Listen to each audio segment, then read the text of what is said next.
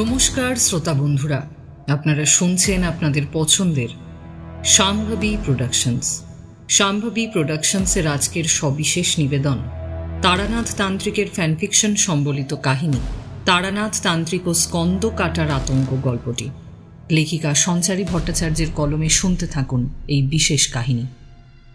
আজকের গল্পে তারানাথের মায়ের চরিত্রে রয়েছেন সুস্মিতা, চারি ও পিশাচিনীর চরিত্রে রয়েছেন বর্ণালী, তারানাথের বাবা ও অজ্ঞাত লোকের চরিত্রে রয়েছেন অমিত, স্টেশন মাস্টার ও কথকের চরিত্রে রয়েছেন নিগম, সাধু, পুরোহিত ও কিশোরীর চরিত্রে রয়েছেন ঋতদীপ, এছাড়াও তারানাথের চরিত্রে রয়েছেন হ্যাপি।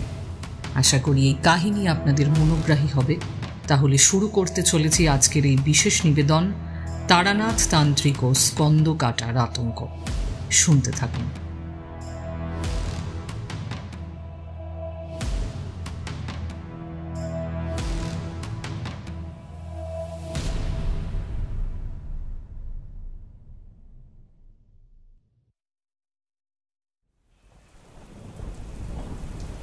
সেদিন বৃষ্টি মাথায় করেই আমরা তারানাথের বাসায় গিয়ে হাজির হলাম। আমাদেরকে দেখা মাত্রই উনি বললেন, বাপরে, তোমরা দুজনেই দেখছি এই ঝড় জল মাথায় করে এসে উপস্থিত হয়েছ। তা সব ঠিকঠাক আছে তো? তোমাদের সাথে বেশ কয়েকদিন হলো সাক্ষাতের সুযোগ ঘটেনি। আমি তো ভাবলাম সত্যি হয়তো তোমরা কোনো বিপদে পড়েছ। আমি বললাম, না না ঠাকুর মশাই, আপনি থাকতে আবার বিপদ কিসের? আমরা আসলে নানা কাজে ব্যস্ত থাকি, তাই আপনার সাথেও সাক্ষাতের সুযোগ হয়ে ওঠেনি। বিগত 2 সপ্তাহ ধরে আমার শরীরটাও খুব একটা ভালো ছিল না। সবসময় মনে হচ্ছিল কেউ যেন আমার পিছু করছে। তার উপস্থিতি স্পষ্ট অনুভব করতে পারছিলাম, কিন্তু কাউকেই চোখের সামনে দেখতে পাচ্ছিলাম না। এটা নিয়ে এতটাই চিন্তিত ছিলাম যে আপনাকেও কিছু জানাতে পারিনি। আজকে এক প্রকার বাধ্য হয়েই আপনার কাছে এসে উপস্থিত হয়েছি। সত্যি বলতে কি ঠাকুরমশাই, আপনি ছাড়া অন্য কেউই আমাকে এই কাজে সাহায্য করতে পারবে না, কারণ আপনার মধ্যেই সেই ক্ষমতা রয়েছে যা কালো শক্তির নাশ করতে পারে। ঠাকুরমশাই বললেন, বুঝলাম। এমনটা একবার আমার সাথেও ঘটেছিল, তবে সেটা অন্য রকমের এক অনুভূতি। আমার বয়স তখন খুবই অল্প। সেই অল্প বয়সে আমি মিরপুর নামের একটি গ্রামে গিয়েছিলাম। সেখানে গিয়েই আমাকে এই বিপত্তির সম্মুখীন হতে হয়েছিল। সে এক মারাত্মক বিপত্তি বলতে পারো। সব সময় মনে হচ্ছিল একটা কালো ছায়া আমার পিছু নিয়েছে, কিন্তু কাউকেই আমি চোখের সামনে দেখতে পাচ্ছিলাম না। এসব জিনিস কখনো চোখের সামনে আসে না, এদেরকে কেবল অনুভব করতে পারা যায়। বিষয়টা খুবই জটিল। যারা সাধনার কাজে লীন থাকে তাদের পক্ষে এদের অস্তিত্বের সাথে ওয়াকিবহাল হওয়ার বিষয়টি অনেকটাই সহজ।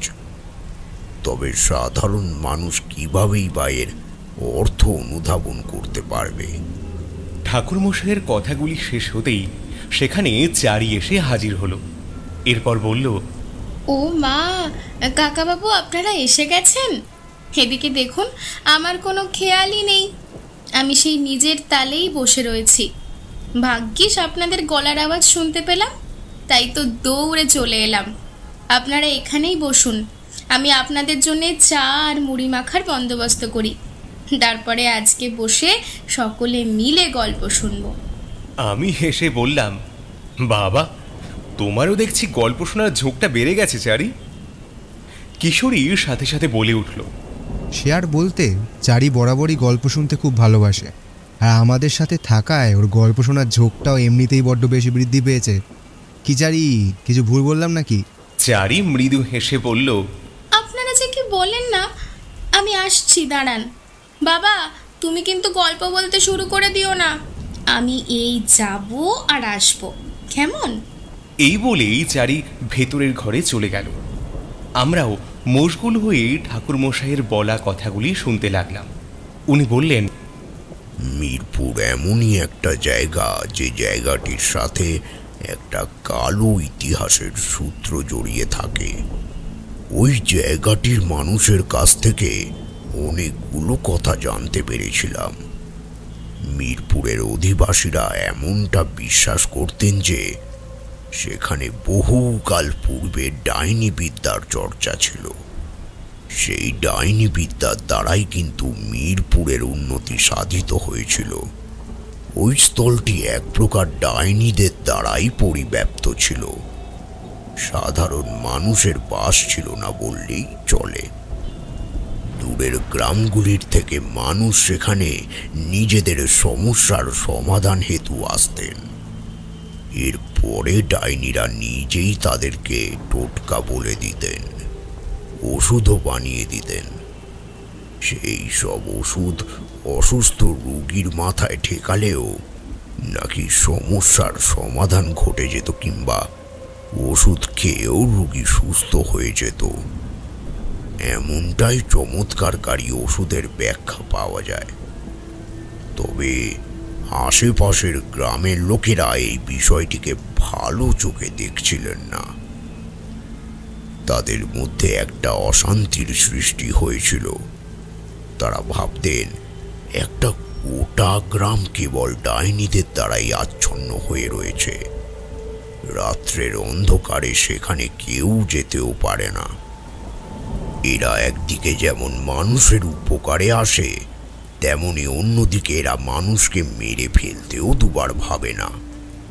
এদের অস্তিত্বের সাথে লড়াই করতে পারার ক্ষমতা আমাদের কারোর নেই। তাহলে আমরা যুঝব কিভাবে? এরা তো যে কোনো মুহূর্তে নিজেদের কাজ মিটে গেলে মানুষদেরকেও মেরে ফেলতে পারে। তখন কি হবে? কিশোরী তারনাথকে উদ্দেশ্য করে জিজ্ঞাসা করল, ঠিকই তো, আমিও তো শুনে অবাক হয়ে গেলাম। একটা গোটা গ্রাম এমন ডাইনিদের দ্বারা অধ্যুষিত হয়ে রয়েছে, সেখানে জনমানুষের কোনো অস্তিত্ব নেই। মানুষ এটা জানা সত্ত্বেও সেখানে কিভাবে যেত? তাদের ভয় লাগতো না? আপনিই তো বলেন, কালো শক্তি যদি কারোর উপকারেও আসে, তবে সে সেই উপকারের ঋণটাও খুব তাড়াতাড়ি পরিশোধ করিয়ে নেয়। যাকে সাহায্য করছে তারই সবচেয়ে কাছের কোনো বস্তুকে তার কাছ থেকে চিরকালের জন্য কেড়ে নেয়। এমনটাই তো কালো শক্তির কাজ। ঠাকুরমশাই বললেন, তুমি একেবারেই ঠিক কথা বলেছ কিশোরী। এমনটাও তো হতো। যারা আয়াদিন ওই ওষুধ খেয়ে কিংবা তন্ত্রের সাহায্য নিয়ে নিজেদের স্বার্থ সিদ্ধি করত, তার কয়েকদিনের মধ্যে তাদের সবচেয়ে কাছের মানুষের মৃত্যু ঘটত। এই বিষয়টি জানবার পরেও সকলে চুপ করে থাকতেন। কুসংস্কার গ্রামটিকে একেবারে আচ্ছন্ন করে ফেলেছিল। সেটির থেকে মুক্তি লাভের সমস্ত উপায় বন্ধ হয়ে গিয়েছিল। আমি সেখানে গিয়েছিলাম এক বিশেষ কাজে। ওই স্থানটিতে আমার কাজ ছিল বলতে কিছু তন্ত্রবিদ্যা শিক্ষার কাজ। আমি তখন মাত্র 22-এর। এই সামান্য বয়সে ওরকম একটি জায়গায় যাওয়ার বিষয়টা আশা করি বুঝতেই পারছো কতখানি ভয়ানক হতে পারে। সত্যিই তাই, আমার কাছেও বিষয়টা খুবই ভয়ানক ছিল। আমি তন্ত্রবিদ্যা শিখে ফেরবার সময় এক বিচিত্র অনুভূতির শিকার হয়েছিলাম। আজকে সেই ঘটনাই তোমাদেরকে শোনাবো। তবে ঘটনাটির সত্যতা যাচাই করতে পারিনি আমি। আজও এটিকে নিয়ে আমি দ্বন্দ্বেই ভুগি। আসলে কি ঘটেছিল না ঘটেছিল সেসবের হদিশ নেই। তখন বয়স অল্প থাকায় এসবের খুঁটিনাটি খড়ি টের পেয়েছিলাম। জানতে পেরেছিলাম অনেক পরেই এই ধরনের বস্তুগুলি যে আমাদেরকে সর্বদাই ফাঁদে ফেলার চেষ্টা করতে থাকে, সেই সকল বিষয়ে বহুকাল পরে টের পেয়েছি। নিজের অর্জিত শক্তির দ্বারাই আমার পক্ষে এই সকল বিষয়ের উপরে আলোকপাত করা সহজতর হয়েছিল। ঠাকুরমশাইয়ের কথা শেষ হতে না হতেই চারি গরম গরম চা আর মুড়ি মাখা নিয়ে এসে হাজির হলো। এরপরে সেটিকে টেবিলের ওপর রেখে বলল, বাপরে, বাইরে যেভাবে জোরে জোরে মেঘের গর্জন শুনতে পাওয়া যাচ্ছে তা শুনে সত্যি বেশ ভয় করছে। এছাড়া রান্নাঘর থেকে বাবার বলা কথাগুলি কানে আসছিল, সেগুলো শুনেই তো মারাত্মক ভয় ধরে গিয়েছিল। আগামীতে কি হতে পারে এই আশঙ্কাই কাজ করে যাচ্ছিল। তাই আর অপেক্ষা করতে পারলাম না, যত তাড়াতাড়ি সম্ভব হাতের কাজগুলো সেরেই চলে এলাম। নাও বাবা, এবারে তুমি তোমার গল্প শুরু করো। জানি আমার জন্যেই তুমি মূল কাহিনীর গর্ভে এখনো প্রবেশ করতে পারোনি, তবে আর দেরি করাবো না, এবারে তুমি গল্পে প্রবেশ করো দেখি। ঠাকুরমশাই চারির কথা শুনে মৃদু হাসলেন। আমি ও কিশোরী তার জন্য 1 প্যাকেট তেলে ভাজা ও পাসিংশো সঙ্গে করেই নিয়ে এসেছিলাম। যার জন্যে যেটা, সেটা কি কখনো ভুলে যাওয়া সম্ভব? উনি তো এগুলো পছন্দ করতেন। ঠাকুরমশাই পাসিংশোয়ের প্যাকেট থেকে একখানা সিগারেট বার করে ধরালেন। এরপরে ধোঁয়া ছাড়তে ছাড়তে বললেন,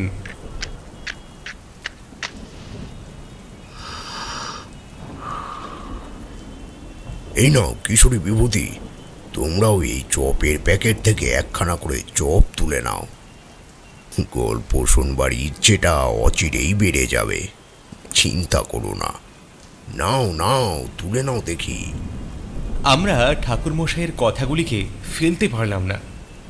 এরপরে চপের প্যাকেট থেকে একখানা করে চপ তুলে নিলাম। তারপর মশগুল হয়ে ওনার গল্পের স্বাদ গ্রহণ করতে লাগলাম। ঠাকুরমশাই বলতে শুরু করলেন,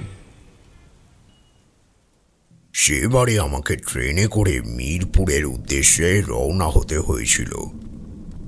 যাওয়ার সময় আমার বাবা বহুবার আমাকে সাবধান করেছিলেন।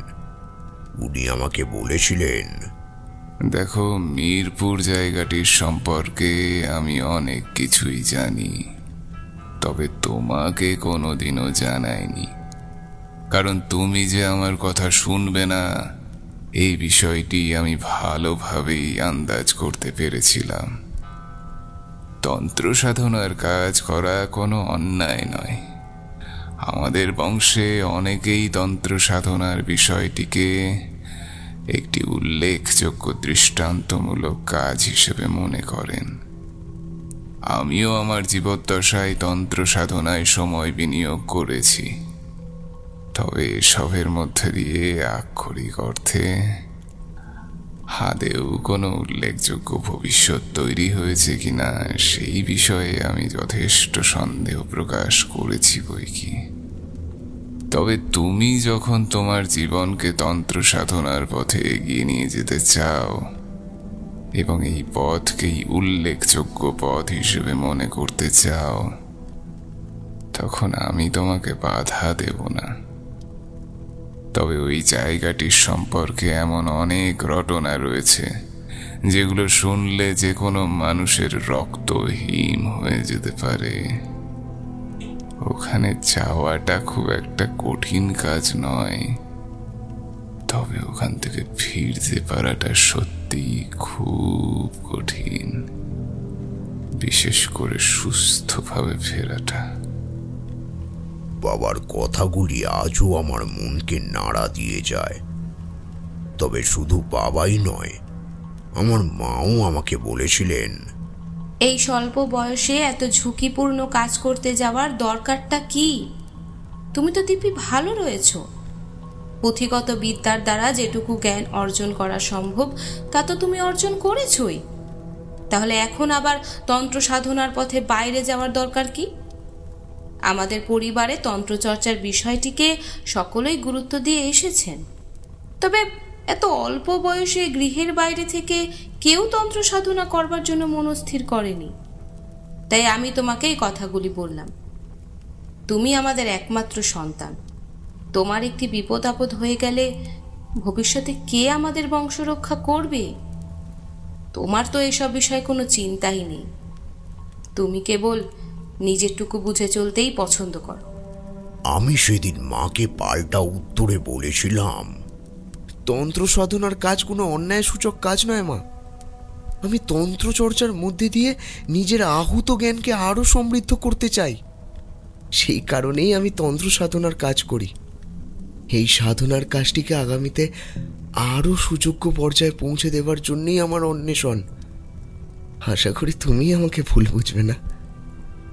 মা সেদিন বলেছিলেন, আমি কখনোই তোমার সুখের পথে বাধা সৃষ্টি করতে চাই না। এমনকি তুমি যাতে আগামীতে তন্ত্রচর্চার ক্ষেত্রে একজন সমৃদ্ধশালী ব্যক্তিতে উপনীত হতে পারো, তেমনটাই আমি ঈশ্বরের কাছে প্রার্থনা করি। তবে সেটি নিজের জীবনের বিনিময়ে নয়। তোমার জীবনের সংকট ঘনিয়ে আসুক এমনটা মা হয়ে আমি কখনোই চাইতে পারি না। আশা করি তুমি আমাকে ভুল বুঝবে না। তবে মিরপুর জায়গাটার সম্পর্কে অনেকেই বলেন যে সেখানে আজও ডাইনিদের বাস রয়েছে। এমতাবস্থায় তোমার ওখানে যাওয়াটা একেবারেই সমীচীন নয়। যদিও ওই স্থানটিতে বর্তমান সময়ে অনেকটাই পরিবর্তন এসেছে। আগে ওই স্থানটি জনমানব শূন্য একটি স্থান ছিল, কিন্তু পরবর্তীতে সেখানে লোকালয় গড়ে উঠেছে। সাধারণ মানুষের উপস্থিতি ভয়ের উদ্রেক অনেকটাই কমিয়ে দিয়েছে ঠিকই, তবে এসবের মধ্যেও একটা না একটা সমস্যা থেকেই গেছে। আজও মানুষ মনে করেন বাইরে থেকে কেউ ওই গ্রামে গেলে সহসা বিপদে পড়বে। এমনকি ওখানকার সাধারণ মানুষদেরও তেমনটাই দাবি। তাই তারা কেউই সন্ধ্যের পর আর ঘরের বাইরে বেরোন না। আমি মায়ের কথাগুলো মন দিয়ে শুনেছিলাম, তবে নিজের যাওয়ার দিনটিকে স্থির করে ফেলেছিলাম। তন্ত্র সাধনার ক্ষেত্রে অনেক রকমের বিপদ আপদ সঙ্গে নিয়ে চলতে হয়। আগে থেকেই যদি মানুষ ভয় পেয়ে যায়, তাহলে সে তন্ত্র সাধক হয়ে উঠবে কিভাবে? শুনেছিলাম মিরপুরে এক পবিত্র শ্মশান ভূমি রয়েছে। সাধুরা নাকি সেখানে আসতেন। এছাড়াও আসতেন বহু তান্ত্রিক। তারা নাকি তন্ত্র সাধনার কাজ করতেন, তবে তারা ডাইনিদের প্রভাব মুক্ত ছিলেন। নিজেরা শক্তিশালী হওয়ার দরুন তারা যে কোনো কালো শক্তির সাথে খুব সহজেই লড়াই করতে পারতেন। আমি ছিলাম তাদের কাছে একজন সাধারণ মানুষ, যে কিনা সবেমাত্র তন্ত্রবিদ্যায় প্রশিক্ষণ গ্রহণের জন্য মিরপুরের উদ্দেশ্যে রওনা হয়েছিলাম। ঠাকুরমশাই থামলেন। আমি ওনাকে উদ্দেশ্য করে জিজ্ঞাসা করলাম, আপনার মা এবং বাবা উভয়ই আপনাকে সেখানে যেতে নিষেধ করা সত্ত্বেও আপনি গিয়েছিলেন, কিন্তু এর পরে কি আপনার সাথে কোনো ভয়াবহ ঘটনা ঘটেছিল? সত্যি কি আপনি সেখানে ডাইনিদের কবলগ্রস্ত হয়ে পড়েছিলেন, নাকি সত্যি সত্যি এমন কিছু দেখেছিলেন যা আপনার রক্ত হিম করে দিয়েছিল? ঠাকুরমশাই মৃদু হাসলেন, তারপর আমাকে উদ্দেশ্য করে বললেন, সেটা অবশ্য তুমি ঠিকই বলেছ বিভূতি। ওখানে আমার সাথে এমন কিছুই ঘটেছিল যা দেখা মাত্রই আমার শরীরের রক্ত হিম হয়ে গিয়েছিল। আসলে বয়স অল্প থাকায় যা হয় আর কি। আমি তখন অল্পেই ভয় পেয়ে যেতাম। জীবনের নানা ঘাত প্রতিঘাতের মধ্যে দিয়ে এমন একাধিক পর্যায়কে অতিক্রম করেছিলাম, যেগুলি পরবর্তীতে আমাকে অনেকটাই আশ্বস্ত করে রেখেছিল। কোন ক্ষেত্রে জানো? ভয়কে জয় করবার শক্তি অর্জনের ক্ষেত্রে। ওইখানেই উপস্থিত হওয়ার পরেই বুকের ভিতরটা কাঁপছিল। গ্রাম্য পরিবেশের বর্ণনা দিলে হয়তো তোমরা কিছুটা আন্দাজ করতে পারবে। তখন তো শহরাঞ্চল এবং গ্রাম অঞ্চলের মধ্যে খুব একটা পার্থক্য ছিল না। আবাদি গড়ে উঠেছিল ঠিকই, তবে জনমানুষের তেমন যোগসূত্র রচিত হয়নি।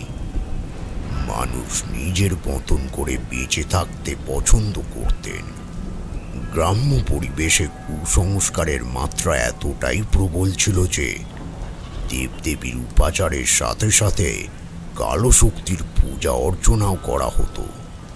কারণ মানুষ বিশ্বাস করতেন আমাদের সমাজে যেমন দেবদেবীর প্রভাব বিদ্যমান, তেমনি একইভাবে কালো শক্তির প্রভাবও বিদ্যমান।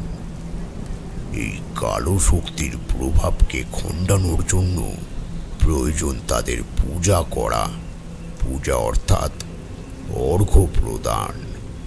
অর্ঘ্য প্রদানের মধ্যে দিয়ে কোনো শক্তিকে পরিতুষ্ট করা যায়, এই বিষয়টি গ্রাম্য ভাবধারার মধ্যে একেবারে গিঁথে গিয়েছিল। কিশোরী ঠাকুরমশাইকে উদ্দেশ্য করে জিজ্ঞাসা করল, বুঝলাম ঠাকুরমশাই, আপনার বলা কথাগুলোর মধ্যে দিয়ে অনেক কিছুই পরিষ্কার হয়ে গেল।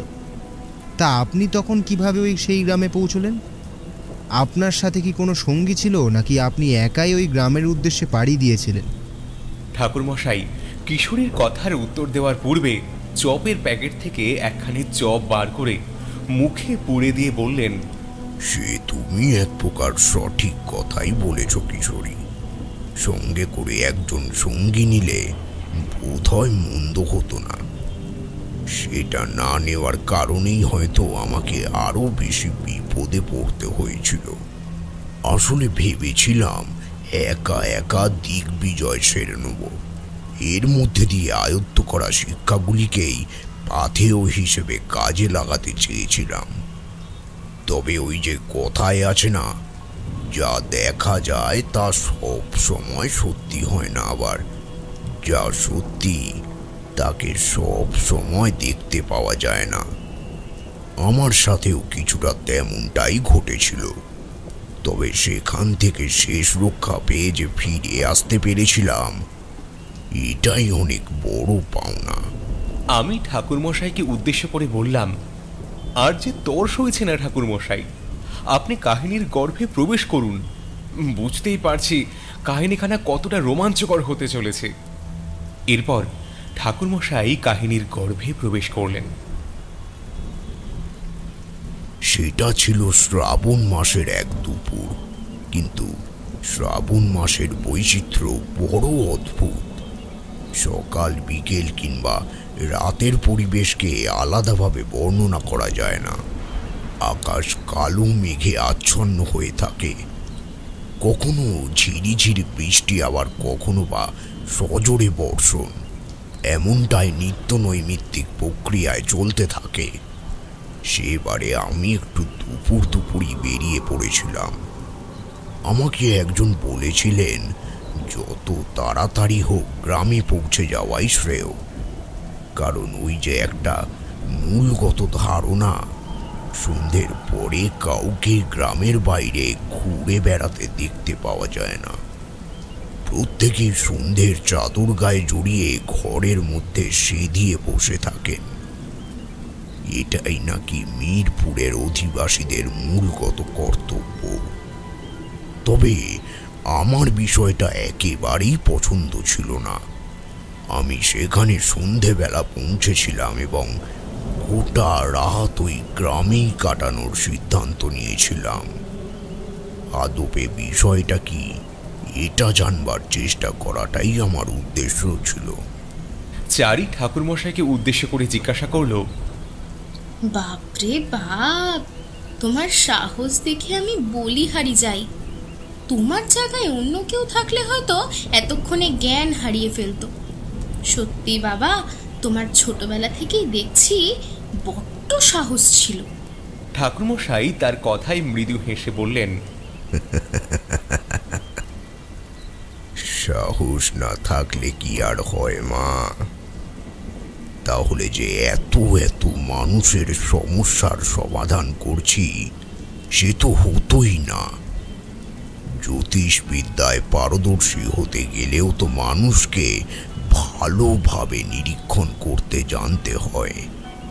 ঠিক একইভাবে যে পরিবেশের মধ্যে দিয়ে আমরা চলেছি, সেই পরিবেশটাকেও খুব ভালো করে পড়ে ফেলতে হয়। তবেই না সেটির বিষয়ে একটা উল্লেখযোগ্য সিদ্ধান্তে উপনীত হওয়া সম্ভব। আমি ঠাকুরমশাইকে উদ্দেশ্য করে বললাম, আপনি একটু আগে বলেছিলেন না যে আপনি ট্রেনে করে নাকি মিরপুরের উদ্দেশ্যে রওনা হয়ে গিয়েছিলেন? তা কোথা থেকে আপনি ট্রেনে চেপেছিলেন? ঠাকুরমশাই বললেন, তখন ইংরেজরা ভারতবর্ষ ছেড়ে চলে গিয়েছিল ঠিকই, তবে ইংরেজদের প্রভাবটা তখনও বিদ্যমান ছিল। ইংরেজদের কাছ থেকে স্বাধীনতা লাভের পর প্রায় 15 বছর অতিক্রান্ত হয়ে গিয়েছিল, কিন্তু এমতাবস্থাতেও যে ভারতবর্ষের পরিকাঠামো গত ক্ষেত্রে কোনো পরিবর্তন ঘটেছিল এমনটা নয়। এই পরিবর্তন এসেছিল দীর্ঘকাল পর থেকে। আমি সেই সময় গ্রাম্য পরিবেশকে প্রত্যক্ষ করতেই বেশি পছন্দ করতাম, তাই সেখানকার সৌন্দর্য রূপায়ণের উদ্দেশ্যেই আমার সেখানে যাওয়া নির্ধারিত ছিল। তবে এটুকু বলতে পারি, এই পরিবেশে মানুষের আধিক্য তেমন ছিল না, এবং সর্বোপরি মানুষ ভূত পেতে যথেষ্ট বিশ্বাসী ছিল। ভূত প্রেতের প্রভাবের থেকেও বেশি প্রভাবিত ছিল ডাইনি এবং ডাকিনীদের উৎপাতের বিষয়টি। গ্রামগুলিকে এই সকল ডাইনি এবং ডাকিনীরা প্রায় নিজেদের সম্পত্তি বলেই মনে করত। সেই সময় কালা জাদুর প্রভাবটাও ছিল খুব বেশি। মানুষ তার না হওয়া কাজ সম্পাদনের জন্য এই সকল কালা জাদুর আশ্রয় গ্রহণ করতেন। তারা মনে করতেন ঈশ্বর যে কাজ করতে পারে না তা কালা জাদুর দ্বারা খুব সহজেই করে ফেলা সম্ভব। এই কারণে এই গ্রামগুলিকেই কালা জাদুর ঠেক হিসেবে গড়ে তোলা হয়েছিল। আমি এই বিষয়গুলো জানতাম, কিন্তু তার সত্ত্বেও এগুলি থেকে নিজের কল্পনা শক্তিকে সরিয়ে রাখতে চেয়েছিলাম। তখন কলকাতা শহরে স্টেশন বলতে একটি বিশেষ উল্লেখযোগ্য স্টেশন ছিল। সেটিকে কলকাতা নামেই নামাঙ্কিত করা হয়েছিল। কলকাতা স্টেশন থেকেই ট্রেন ছাড়ত, তবে ট্রেনের সংখ্যা যে খুব একটা বেশি ছিল এমনটা কিন্তু নয়। তখন কলকাতা শহর ধীরে ধীরে উন্নতির পথে এগিয়ে যাচ্ছিল, ফলে সেই কারণে ইংরেজ প্রভাবান্বিত মানসিকতাটাকে কাটিয়ে উঠতেও মানুষ খুব ধীর গতিতেই এগিয়ে যাওয়ার প্রয়াস করছিলেন। আমি সেই কলকাতা স্টেশনে গিয়েই উপস্থিত হয়েছিলাম। টিকিট কাউন্টার থেকে একখানা টিকিট কেটে নিয়েছিলাম। এরপরে মিরপুর যাওয়ার ট্রেনটির জন্য অপেক্ষা করতে লাগলাম। ট্রেনটি সেদিন আসতে সামান্য দেরি করে দিয়েছিল। আমার ধৈর্যচ্যুতি ঘটে গিয়েছিল সেই দিন, তবে আমি একেবারে বিমর্ষ হয়ে পড়লাম না। সঙ্গে ছিল একটি লোহার ট্রাঙ্ক, তার মধ্যেই বেশ কয়েকদিনের জামা কাপড় ভরে নিয়েছিলাম। ওখানে গিয়ে কোথায় উঠবো, কার ভিটেতে ঠাঁই হবে, এসব কথা মাথায় না নিয়েই মিরপুরের উদ্দেশ্যে রওনা হয়ে গিয়েছিলাম। ভেবেছিলাম ঈশ্বর যা করেন তা মঙ্গলের জন্যই করেন। এই গ্রামে গিয়ে যে একটা ঠাঁই পেয়ে যাবই, সেই ব্যাপারে আমি অনেকটাই নিশ্চিত ছিলাম। কিছুক্ষণের মধ্যেই হুইসেল বাজিয়ে ট্রেন প্রবেশ করল স্টেশনে। আমিও যথারীতি ট্রেনে উঠে বসে পড়লাম। মজার বিষয় হলো, ট্রেন চড়ার শখ ছিল বরাবর, তবে দূর কোথাও যাওয়ার উপায় খুঁজে বার করতে পারছিলাম না। কিন্তু সেবারের ওই ইচ্ছেটা পূরণ করে দিয়েছিল মিরপুর। মিরপুরে যাওয়ার উদ্দেশ্যেই আমি রওনা হয়ে গিয়েছিলাম, তাই ট্রেন পথে এগিয়ে যাওয়াও সম্ভবপর হয়েছিল। ট্রেনটা হুইসেল মারতে মারতে ঝিক ঝিক শব্দ করে এগোতে লাগলো। ট্রেনের ভিতরে বসেছিলেন অনেকেই। ট্রেনের কু ঝিক ঝিক ঝিক ঝিক শব্দটা শুনতে বেশ ভালো লাগছিল। আমি জানলা দিয়ে বাইরের প্রাকৃতিক দৃশ্য অনুভব করতে করতে এগিয়ে যাচ্ছিলাম। গ্রাম্য পরিবেশটিকে অবলোকন করতে দুর্দান্ত লাগছিল, কারণ এর পূর্বে ট্রেনে করে দূর জায়গায় পাড়ি দেওয়ার কোনো পূর্ব অনুভূতি ছিল না। এমন সময় জটাধারী সাধু আমার সামনে এসে উপস্থিত হলেন। তাকে দেখা মাত্রই আমি মারাত্মক ঘাবড়ে গেলাম। এরপরে তাকে উদ্দেশ্য করে বললাম, আপনি হঠাৎ এভাবে আমার সামনে এসে উপস্থিত হলেন কেন? আরও তো জায়গা রয়েছে, আপনি তো সেখানে বসতে পারতেন। এভাবে একটা মানুষকে ভয় দেখানোর কারণ কি জানতে পারি? সেই সাধু বাবা দেখলাম বড় বড় চোখ করে আমার দিকে তাকিয়ে রয়েছেন। তার চোখের ভাষা বেশ স্পষ্ট বুঝিয়ে দিচ্ছিল যে তিনি কোনো অশনির সংকেত পেয়েছেন বলেই আমার কাছে এসে উপস্থিত হয়েছেন। আমি তাকে পুনরায় জিজ্ঞাসা করলাম, এ কি, আপনি এমন অদ্ভুত আচরণ করছেন যে? আমি তো আপনাকে কিছু একটা জিজ্ঞাসা করছি, আপনি আমাকে সে কথা বলছেন না কেন? এমন সময় সেই সাধু মহাত্মা হঠাৎ মাথা ঝাঁকালেন। তার ওই অদ্ভুত আচরণ দেখে সত্যি সত্যি সেদিন মারাত্মক ভয় পেয়েছিলাম। এর পূর্বে এমনতর ঘটনার সম্মুখীন হইনি। উনি চোখ বড় বড় করে আমার দিকে কিছুক্ষণ চেয়ে রইলেন। দেখলাম ওনার মনে দুটি লাল বর্ণ ধারণ করেছে। নিমিষের মধ্যেই ওখানকার পরিবেশটা একেবারে বদলে গেল। মনে হলো আমি যেন ট্রেনের মধ্যে নেই, মহাশূন্যে কোথাও একটা ভেসে রয়েছি। এই বিচিত্র অনুভূতির কারণ কি সেটাই আন্দাজ করতে পারছিলাম না।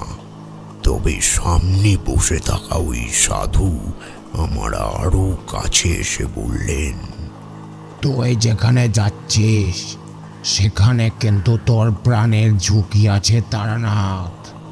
তোর সাথে যে কোনো মুহূর্তে একটা বিপদ ঘটতে পারে। এটা জানা সত্ত্বেও তুই মিরপুরে যাচ্ছিস। নিজেকে সামলাতে পারবি তো? এই বিপদের হাত থেকে নিজেকে রক্ষা করতে পারবি তো? তুই নিশ্চয়ই ডাইনির কথা শুনেছিস। কালা ডাইনির খপ্পর থেকে কেউ কিন্তু আজ অবধি ফিরে আসতে পারেনি। তুইও পারবি না। 1000 বছর তপস্যা করে কালো ডাইনির কোপ থেকে নিজেকে রক্ষা করা তোর পক্ষে এতটাও সহজ হবে না, এটা মনে রাখিস। আমি লোকটির কথা শুনে চিৎকার করে উঠলাম, না, কে আপনি? আমাকে এভাবে ভয় দেখাচ্ছেন কেন? কোনো বিপদ হবে না, আমি জানি সব মিথ্যে, এই সব মিথ্যে। আমার গুরুদেব আমাকে বলেছিলেন যে যে তন্ত্র চর্চার কাজ সম্পাদন এত সহজ নয়। মানুষকে নানান রকমের বাধার সম্মুখীন হতে হয়। আমি জানি আপনি আমার কাজে বাধা দেওয়ার জন্যই এখানে এসেছেন। আপনার কোনো অস্তিত্ব নেই, নেই, কোথাও নেই। কিন্তু আবারও আমি সেই হাসির শব্দ শুনতে পেলাম।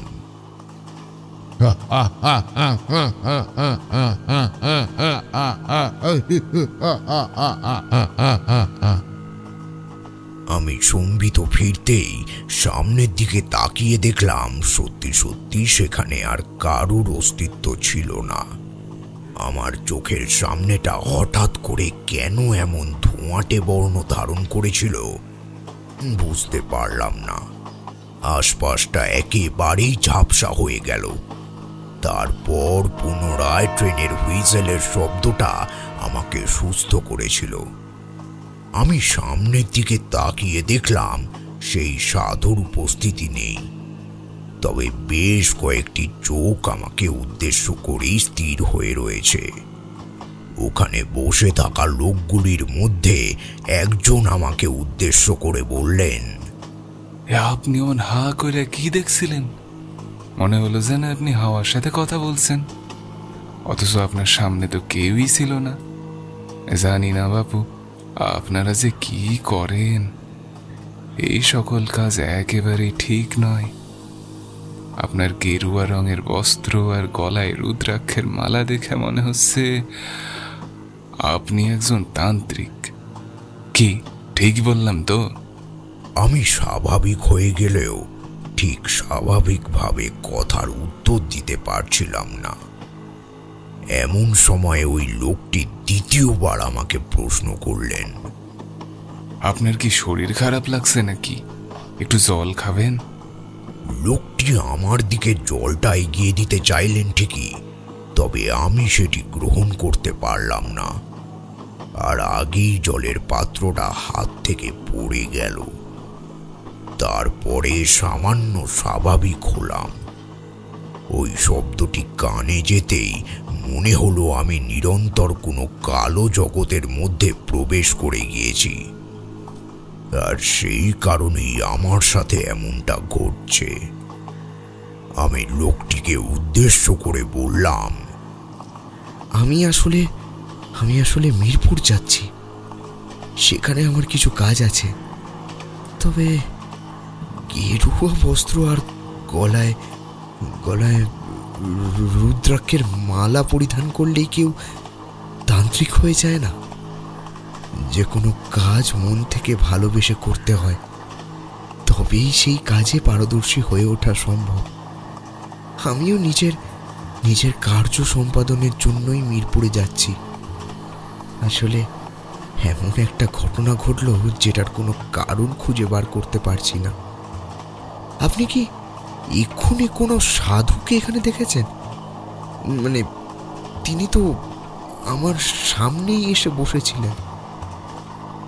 ভাবলাম লোকটি হয়তো নিশ্চয় কোনো সঠিক উত্তর দেবেন। মনের ভেতরে চলতে থাকা দ্বন্দ্বের রেশটা কেটে যাবে ভেবেছিলাম, কিন্তু তারপরে যা শুনলাম তা নিজের চোখে বিশ্বাস করতে পারলাম না। লোকটি আমাকে উদ্দেশ্য করে বললেন, না তো, এখানে তো কোনো সাধুকে দেখতে পাই নাই। শুধু দেখলাম আপনি কেমন যেন একটা হয়ে গেলেন। একা একাই হাওয়ার সাথে কথা কইতে লাগলেন, চোখ বন্ধ করে কিছু একটা বিড়বিড় করছিলেন।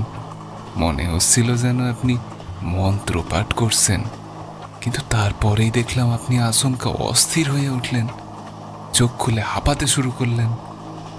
কিন্তু এর থেকে বেশি আর কিছু নজরে পড়েনি। আমি লোকটির কথা শুনে সত্যি সেদিন চমকে উঠেছিলাম। এমন কিছু যে ঘটতে পারে তা কল্পনাই করতে পারিনি। ততক্ষণে ট্রেন বেশ গতি নিয়েছিল, অনেকটা পথ অতিক্রম করে গিয়েছিলাম। বহু যাত্রী ট্রেন থেকে ওঠা নামা করছিল, তবে ওই গোলযোগের মধ্যেও আমার কেবল ওই সাধুর কথাগুলি মনে পড়ছিল। মনে মনে ভাবলাম, কে ছিল ওই সাধু? কিভাবেই বা তিনি এখানে আবির্ভূত হলেন? আর আমার নামটাই বা জানলেন কিভাবে? এমনটাও কি সম্ভব? না, আমি বোধহয় একটু বেশি ভাবছি। যাক, এসব নিয়ে দুশ্চিন্তা বাড়ি আর লাভ নেই। গন্তব্য প্রায় এসেই পড়েছে।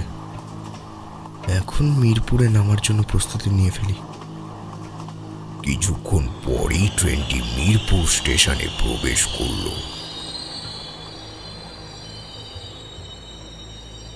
আমার পাশে থাকা লোকটি নেমে যাওয়ার আগে পুনরায় আমাকে সাবধান করে বললেন, এই জায়গায় কাক পক্ষেও নামার সাহস পায় না, আর আপনি সেখানে কিনা নির্দ্বিধায় নেমে যাচ্ছেন।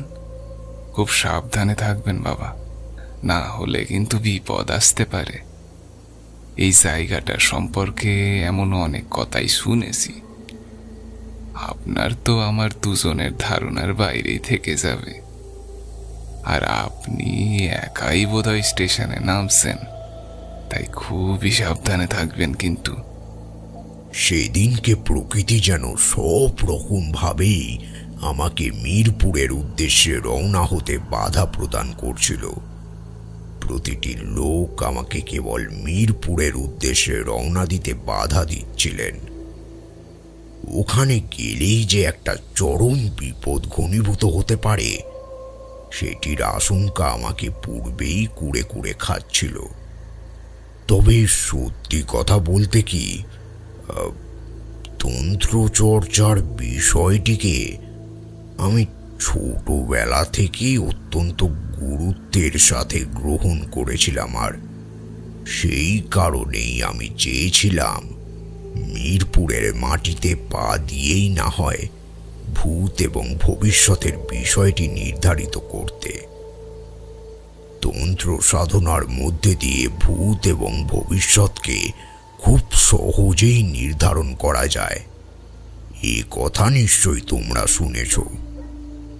আমিও তাই সেই কারণেই সেই সত্যের প্রমাণস্বরূপ ওই স্থানে উপনীত হয়েছিলাম। ঠাকুরমশাই থামলেন। আমি তাকে উদ্দেশ্য করে জিজ্ঞাসা করলাম, মিরপুরের পরিবেশটা কেমন ঠাকুরমশাই? স্টেশনে নেমে কি ওখানে আপনার সাথে কারো সাক্ষাৎ হয়েছিল?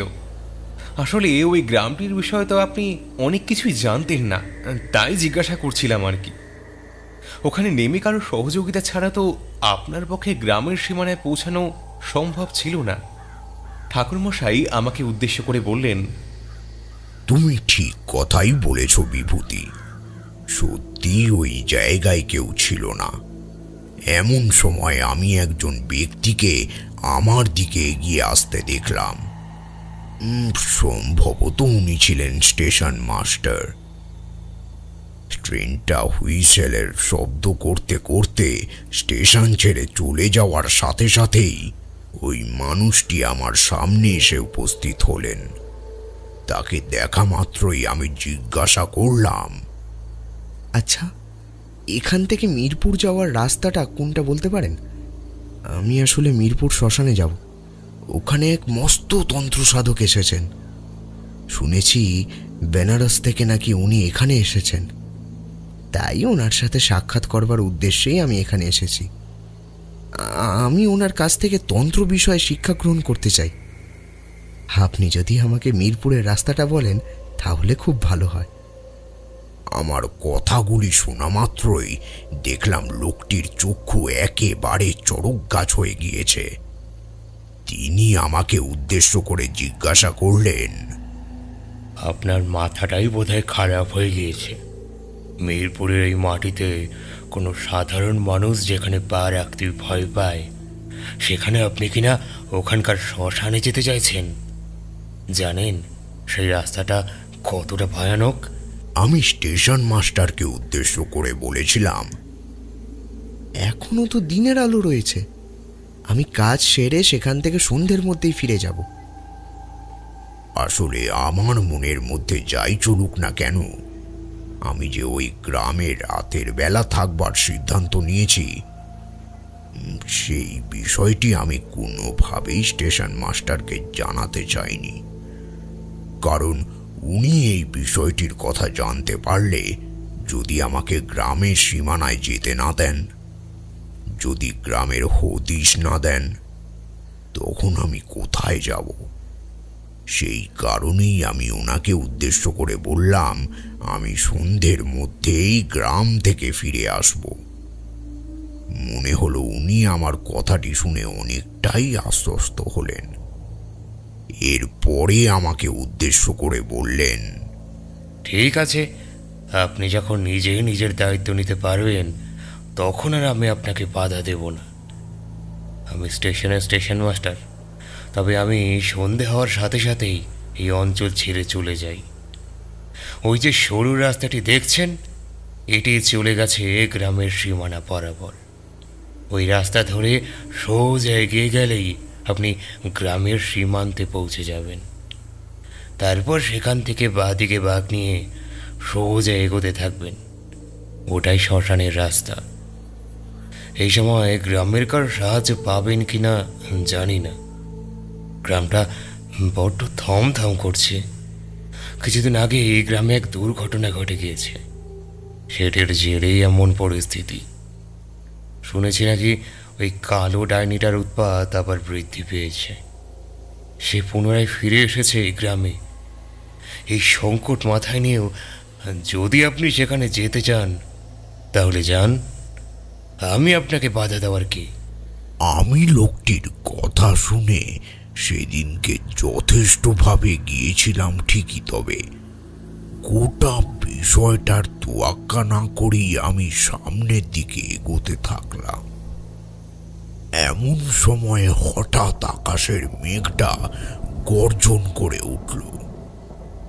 তবে আমি পথ ধরে এগোতে শুরু করলাম। মরু রাস্তা ধরে এগিয়ে যাওয়ার পরেই দেখলাম একটা বাঁক এসেছে। সেটি বাম দিকে এগিয়ে গেছে। ওই বাঁকে রাস্তা ধরেই আমি এগোতে শুরু করলাম।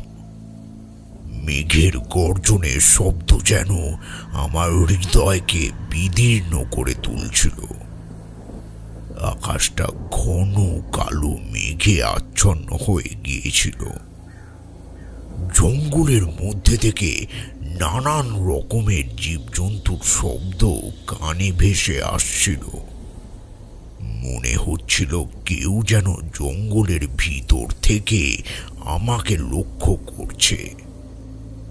আমি কোনো রকমে নামাবলিটা গায়ে আরো ভালোভাবে জড়িয়ে ওই পথ ধরে এগিয়ে চললাম। কিছুটা রাস্তায় এগিয়ে যাওয়ার পরই দেখলাম শ্মশানের মধ্যে আগুন জ্বলছে। আমি পা টিপে টিপে সেদিকে এগোতে থাকলাম। গিয়ে দেখলাম সেখানে মন্ত্রপাঠের শব্দ শোনা যাচ্ছে। অমন মেঘের গর্জনের মধ্যেও যে কিভাবে কেউ শ্মশানে বসে যজ্ঞ করতে পারে সেটাই আন্দাজ করতে পারলাম না। তবে যা ঘটেছিল সে কথা বললে তোমরা হয়তো অবাক হয়ে যাবে। কিশোরী সহসা ঠাকুরমশাইকে উদ্দেশ্য করে জিজ্ঞাসা করল, কেন, সেখানে কি ঘটেছিল ঠাকুরমশাই? ঠাকুরমশাই জবাব দিলেন, আমি যাকে উদ্দেশ্য করে ওখানে গিয়েছিলাম ভেবেছিলাম যার অস্তিত্ব খুব সহজেই আমার নজরে পড়বে, তাকে দেখতে পেলাম না। সেখানে কেউ ছিল না, কারোর উপস্থিতি আমার নজরে পড়ল না। এটা কম বড় আশঙ্কার কথা ছিল না কিশোরী। অথচ ওই মন্ত্রের শব্দগুলো কিন্তু আমার কানে স্পষ্ট আসছিল। এমন সময় মনে হলো একটা দমকা হাওয়া আমার প্রাণের কাছে এসে ফিস ফিস করে কিছু একটা বলে গেল। তোর এখনো তন্ত্র চর্চার শিক্ষা গ্রহণের সময় আসেনি। তুই ভুল পথে এসে পড়েছিস। তুই মৃত্যুর পথ বেছে নিয়েছিস। এই পথ থেকে মুক্তির উপায় তোকেই খুঁজে বার করতে হবে। প্রাণে বাঁচতে চাস তো চলে যা এখান থেকে, চলে যা এখান থেকে তারানাথ, চলে যা। আমি ভয়তে কেঁপে উঠেছিলাম। বুঝেছিলাম ওই স্থানে আসাটা সত্যি আমার উচিত হয়নি। বাবা মা এতবার করে বারণ করে দিয়েছিলেন, তারপরেও ওখানে যাওয়ার ফলেই আমাকে এই পরিস্থিতির সম্মুখীন হতে হয়েছিল। আমি যেখানে কাউকেই দেখতে পেলাম না, কেবল দমকা হাওয়ার রেশটা আমার শরীরে এসে ধাক্কা দিতে লাগলো। আমাকে যেন কেউ জোর করে ওই স্থান থেকে দূরে সরিয়ে দেওয়ার চেষ্টা করছিল। অথচ আমি কারোর উপস্থিতি টের পাচ্ছিলাম না। কি করব সেটাই বুঝে উঠতে পারছিলাম না। ভয়তে কাঁপতে শুরু করলাম। হে মা কালী, আমাকে রক্ষা করুন। আমাকে যে করেই হোক এই বিপদের হাত থেকে রক্ষা করুন মা, রক্ষা করুন। সেদিন মাকে স্মরণ করতে করতে আমি ওই স্থান ত্যাগ করলাম। দৌড়ে শ্মশানের বাইরে বেরিয়ে এসে গ্রামের পথ ধরে হাঁটতে শুরু করলাম। যে করেই হোক স্টেশনের উদ্দেশ্যে এগিয়ে যেতে হবে, না হলেই যে মৃত্যু আমার পিছু নিয়েছে এই বিষয়টা আমি নিশ্চিত হয়ে গিয়েছিলাম। সত্যি সত্যি সেদিন আরো বড় রকমের একটি দুর্ঘটনার সম্মুখীন হয়েছিলাম। শ্মশানে গিয়ে কাউকে দেখতে পাইনি ঠিকই, তবে শুধুমাত্র এক আবজা ভয় যেন আমার কিছু করেছিল। কিন্তু শ্মশান থেকে বেরিয়ে গ্রামের পথ ধরে হেঁটে আসবার সময় স্পষ্টত ওই কালো ডাইনির উপস্থিতি টের পেয়েছিলাম। ঠাকুরমশাই থামলেন। আমি পুনরায় ওনাকে উদ্দেশ্য করে জিজ্ঞাসা করলাম, শ্মশানের মধ্যে আপনার সাথে যা ঘটেছিল সেটা সত্যিই মারাত্মক ভয়ের ব্যাপার। এরপর আপনি কি করেছিলেন? আপনি কি গ্রামের পথ ধরে এগিয়ে আসবার সময় সেই ডাইনিকে চোখের সামনে দেখেছিলেন? আপনার উত্তরের অপেক্ষায় রয়েছে ঠাকুরমশাই। দেখলাম ঠাকুরমশাই জানলার দিকে স্থির দৃষ্টিতে তাকিয়ে রয়েছেন। বাইরে তুমুল মেঘের গর্জনের সাথে মুষলধারে বৃষ্টিটাও শুরু হয়েছিল। ঠাকুরমশাই পুনরায় পাসিং শোয়ে একখানা টান দিয়ে ধোঁয়া ছাড়তে ছাড়তে বললেন,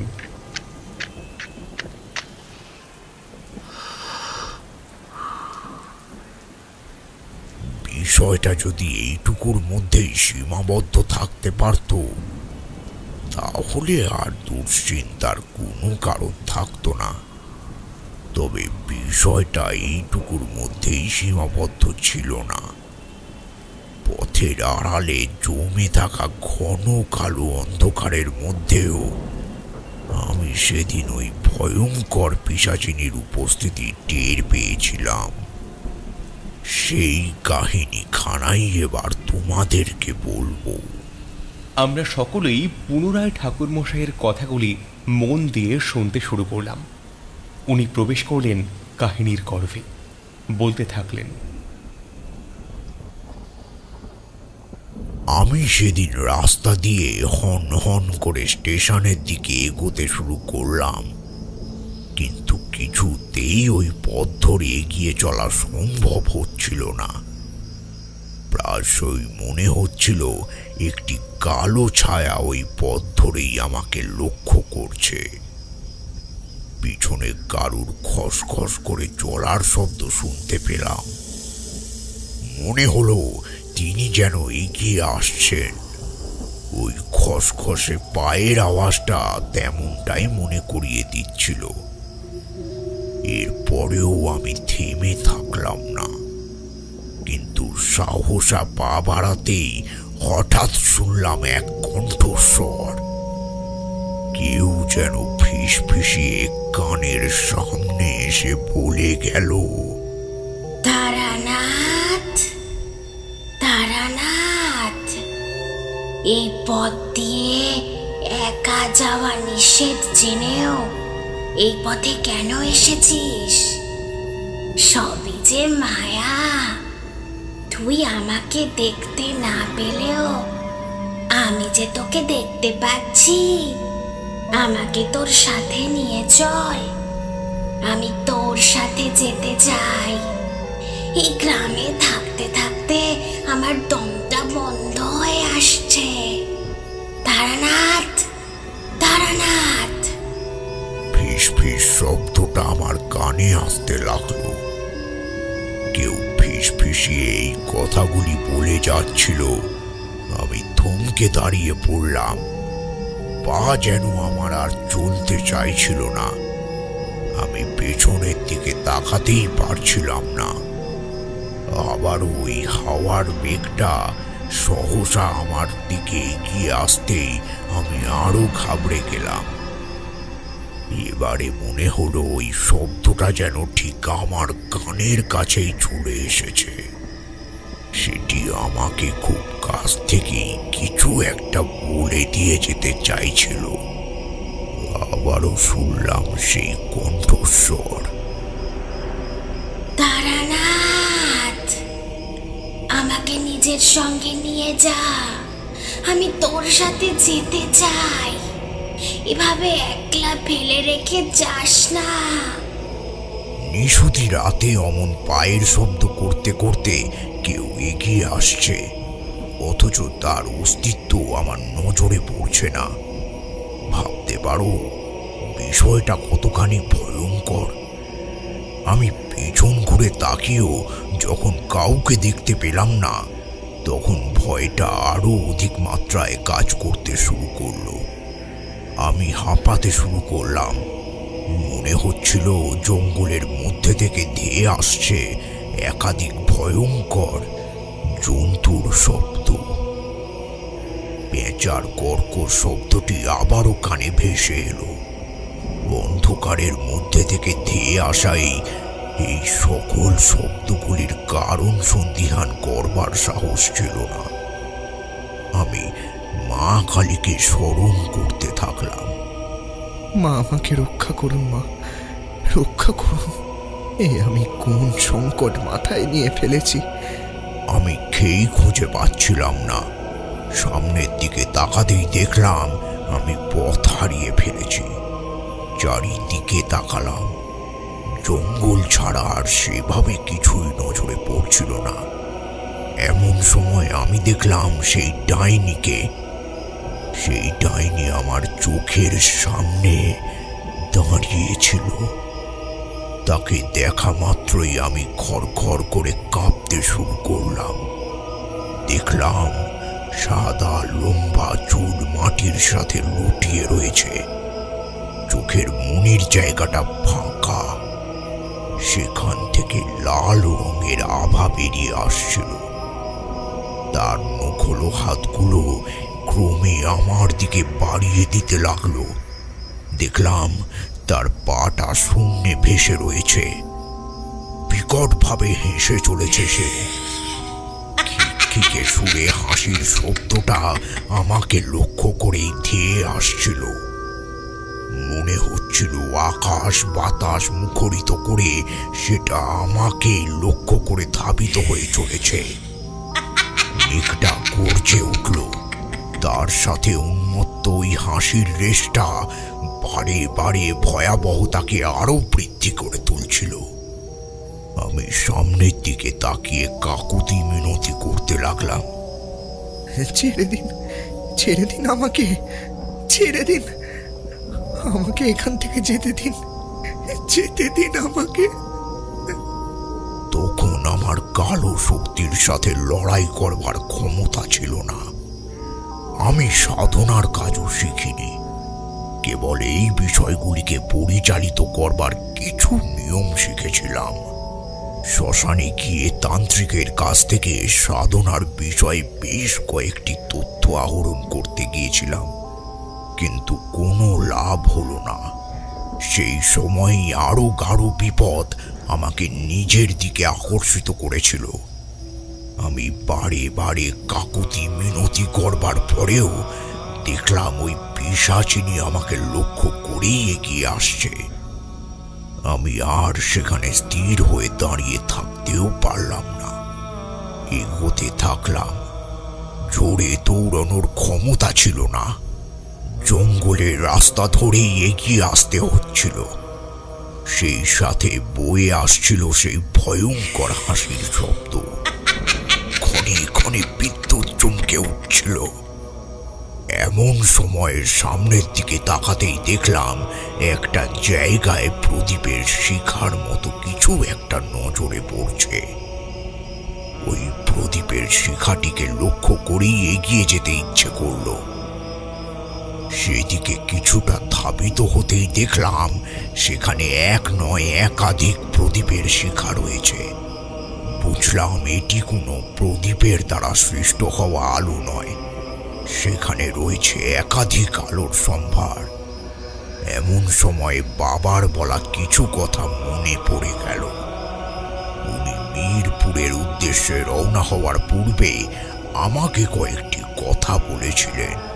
মিরপুরের গ্রামের সীমানায় রয়েছে বড় কালী মন্দির। ওই মন্দিরের সীমানা বরাবর জ্বলে থাকে একাধিক প্রদীপ। সেই প্রদীপ দানের মধ্য দিয়ে মানুষ নিজের মনের ইচ্ছা মায়ের সামনে ব্যক্ত করেন। মায়ের সামনে প্রদীপ জ্বালিয়ে নিজের মনস্কামনার কথা তুলে ধরেন। মা তাদের মনের ইচ্ছা পূরণ করেন। এক একটি প্রদীপকে মনের ইচ্ছা পূরণের আলোক হিসেবে পরিগণিত করা হয়ে থাকে। মা কারুর ইচ্ছা অপূর্ণ রাখেন না। দূর থেকে দেখে আমারও সেদিন তেমনটাই মনে হয়েছিল। ফলে আমি সেদিকেই ধাবিত হতে থাকলাম।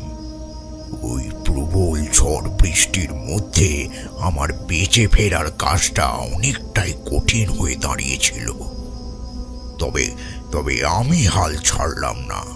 শেষমেশ যখন ওই প্রদীপের কাছে এসে পৌঁছালাম, দেখলাম প্রদীপের সামনে থেকে মন্দিরের ক্ষেত্র পর্যন্ত একটি লাল রঙের পরিখা কাটা রয়েছে। ওই পরিখা ধরেই আমি চলতে থাকলাম। এছাড়াও কয়েকটা ছোট ছোট ঘরবাড়ি নজরে পড়তে লাগলো। বুঝতে পারলাম ওইটি গ্রামের সীমানা। ওই সীমানা ধরেই এগোতে হবে। ওইখানেই রয়েছে বসতি। সেই বসতি এবারে নিশ্চিন্তি দেবে। আমি ওই প্রদীপের শিখা ধরে এগোতেই সামনে নজরে পড়ল মায়ের মন্দির। মায়ের মূর্তিটিকে নিজের চোখে দেখে প্রণাম করলাম। জয় মা, জয় মা ব্রহ্মময়ী মা, জয় মা ব্রহ্মময়ী মা। মাকে এই নামে স্মরণ করে পিছনের দিকে সাহস করে তাকাতেই দেখলাম আর কেউ নেই। সেই হাসির শব্দটাও কানে এলো না। একটা জায়গায় কিছুটা প্রদীপের শিখা উঁচুতে উঠেছিল। সেটির দিকে ভস্ম ছুড়ে দিতেই দেখলাম ওই জায়গাটি কেমন যেন রক্তবর্ণ ধারণ করল। মনে হলো ভস্মের গায়ে আগুনের শিখাগুলি লেগে সেগুলিকে অগ্নির নির্লিপ্ত কণায় পরিণত করেছে। এটি তখনই হতে পারে যদি কোনো পরীক্ষার অপর প্রান্তে কোনো কালো শক্তি থাকে। আমি ওই পরিস্থিতি দেখে নিশ্চিত হয়ে যেতে পেরেছিলাম সেখানে যে সত্যি কোনো কালো শক্তির বাস ছিল তা বলা বাহুল্য। গ্রামের সীমানায় প্রবেশ করেছিলাম বলেই হয়তো পবিত্র শক্তির রেশটি আমাকে কালো শক্তির কুপ্রভাব থেকে রক্ষা করতে পেরেছিল। সেদিন রাতটা আমি ওই মায়ের মন্দিরেই বসে কাটিয়ে দিয়েছিলাম। পরের দিন সকালে চোখ খুলতেই দেখলাম এক পুরোহিত আমার সামনে এসে বসে রয়েছেন। তিনি আমার চোখে মুখে জলের ছিটে দেওয়ার পূর্বেই আমি বোধহয় চোখ খুলে ফেলেছিলাম। ওনার ওই ভঙ্গি দেখে অনেকটাই বিষয়টি পরিষ্কার হয়ে গিয়েছিল। উনি আমাকে জিজ্ঞাসা করলেন, তুমি কে? এই মন্দিরে কিভাবে এলে? আমার সব কথা শোনার পরেই তিনি বললেন, ওই কালো ডাইনি আমাদের গ্রামের এক অভিশাপ। বহুকাল পূর্বে এই গ্রামের কিছু লোকেরা নিজেদের আবাদি বৃদ্ধির জন্য ওই স্থানটিকে ডাইনিদের প্রভাবমুক্ত করবার জন্য তারা ডাইনিদের উপরে আক্রমণ হানেন। নৃশংসভাবে তাদেরকে পুড়িয়ে মারা হয়। এদের মধ্যে সব থেকে বেশি শক্তিশালী ছিল কালো ডাইনি।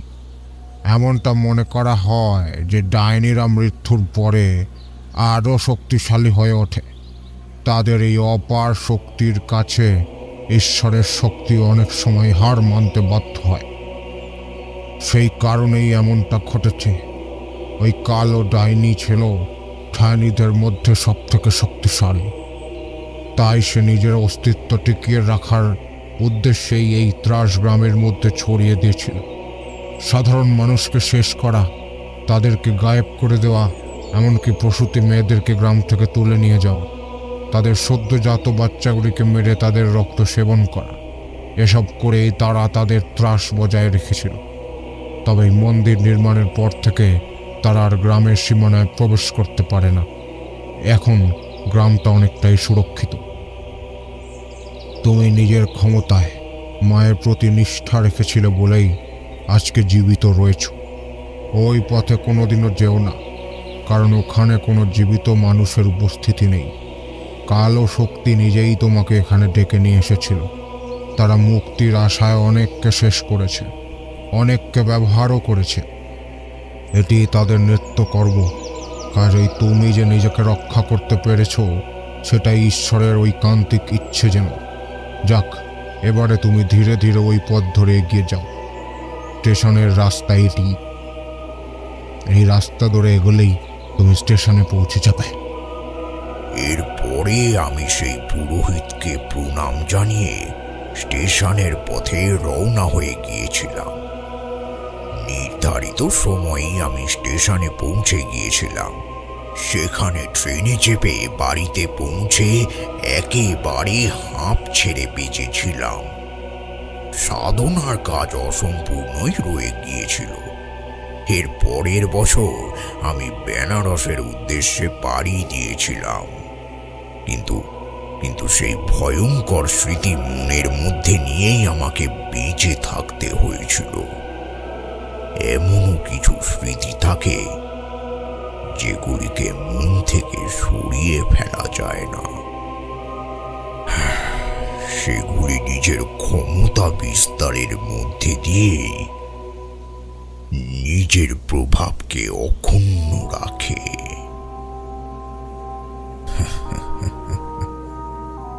ঠাকুরমশাই থামলেন।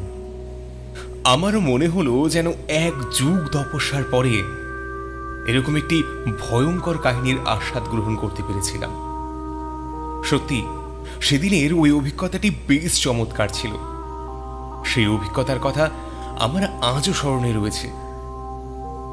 ওই দিন আমরা গঙ্গার ঘাটে কিছুক্ষণ বসে তারপর বাড়ি ফিরে এসেছিলাম। তবে মনের মধ্যে ঠাকুরমশাইয়ের বলা কথাগুলি নিরন্তর ঘুরপাক খাচ্ছিল। কিন্তু পরবর্তী গল্পের রসাস্বাদনের জন্য অবশ্যই অপেক্ষায় ছিলাম। সেদিন বাড়ি ফিরতে ফিরতেও বেশ রাত হয়ে গিয়েছিল। অপেক্ষার প্রহর শেষ করে আবার কবে ঠাকুরমশাইয়ের ভিটে থেকে উঠতে পারবো সেই আশাতেই ছিলাম।